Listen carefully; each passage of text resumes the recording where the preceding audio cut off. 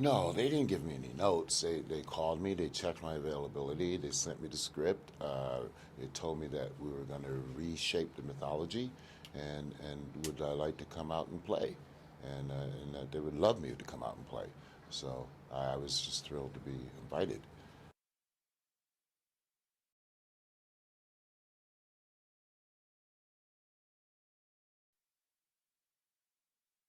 Oh, well, first of all, I don't feel like it would have been a legitimate Final Destination film without him. I mean, you know, the fans love that character, and they love him, and like you know, that's huge for us. You know, it's important. They kind of demanded that. 100%.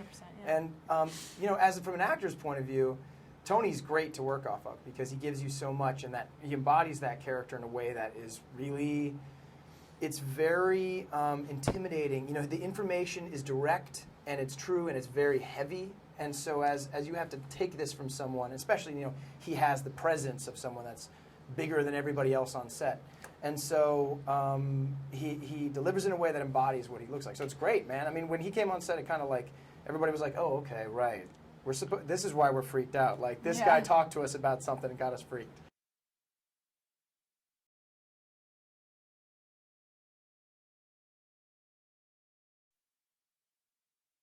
Well, okay, the audition process for me was very quick. I was cast very late in the process, so I had one audition. I went in to meet New Line. Everyone was already up in Vancouver. And then, like, the next day I flew out for 3 months. But when I got to Vancouver, Steven he took us all separately to dinner and talked to us about our perception of the character and what he's thinking to do, and he talked about the 3D cameras and what that was really going to be like, because he has this girth of knowledge about 3D. You know, he helped develop it on Avatar, and so yeah, it became a very collaborative experience back and forth.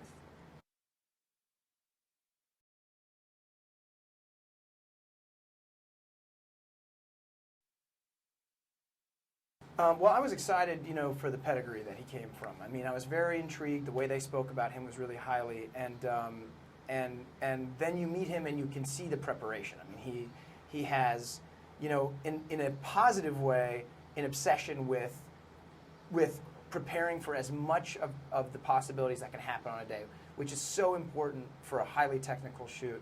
And I think in that way we felt very much in good hands. In working with him as an actor, you know, it's that great fun thing. You know, you take a little bit of time to learn. He had freely admitted, like, this is my first time helming this all myself. I'm still a young actor, so I'm still learning as I go.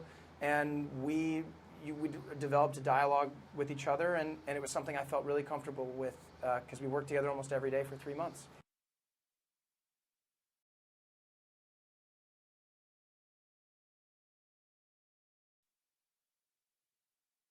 My parents did, actually.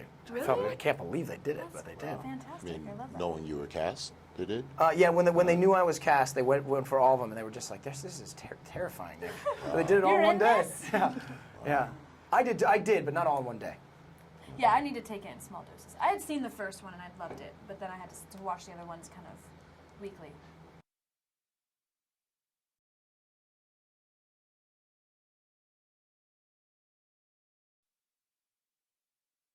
Well, my favorite death scene is the one in Final Destination 2 where the guy gets sliced up by the barbed wire. I love it because it's the shock of Final Destination, and I love it because it's like the kind of imaginative gore, 3 different segments of a guy falling off. I really like that. Yeah, I mean, yeah, if you guys want to go down the line. My favorite death is probably the tanning booth. Just because I've never actually been in a tanning booth, but it looks terrifying just in general. So when they had that come out, I was like, oh yeah, nope, never gonna get a tan. It's just awful. And for me, the woman being hit by the bus in the first one, I thought it was so sudden. For me, it was the first time I said, okay, that's Final Destination.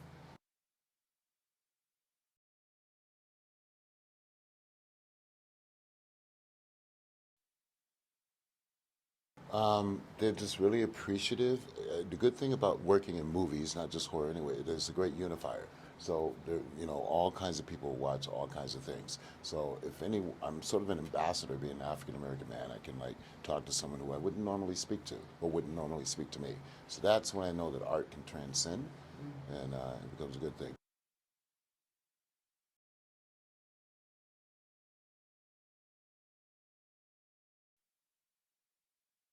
I mean, call me what you will. I mean, if you're gonna call me queen, I ain't gonna kick you out of the room. Right. Yeah, I mean, I've been incredibly lucky and blessed, and one of the most amazing things about the horror genre are the fans, and they're very loyal fans, and they're so vibrant. Like they really get their voice out there, and they support 100%. So that's been wonderful. But I am kind of in the beginning of my career, so I hope to, be a queen in another way, not just a scream queen, but be able to do play a queen and to do just the gamut of roles, because that's really ultimately why I became an actress. I didn't become an actress just to be in one genre. I've been very lucky in this genre, but yeah, it'd be nice to play them all.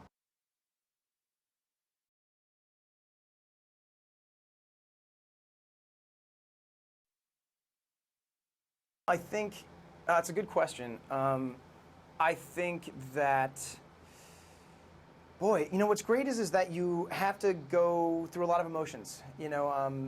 It's for me in particular. I got to run the gamut. I get to have. I've done a lot of romantic comedy stuff before. I get to have that here with her in some small scenes where we get to try and hold on to each other and have a that romantic relationship. But I think you learn. I can just speak about this particular film. I learned about the action sequence. I learned about shooting with green screen. Learned about massive sets, and I learned about sustaining energy that you need over an extended period of shooting to match the energy that's necessary to bring it for a movie like Final Destination. So I think that it's a great training, and it inundates you with that stuff.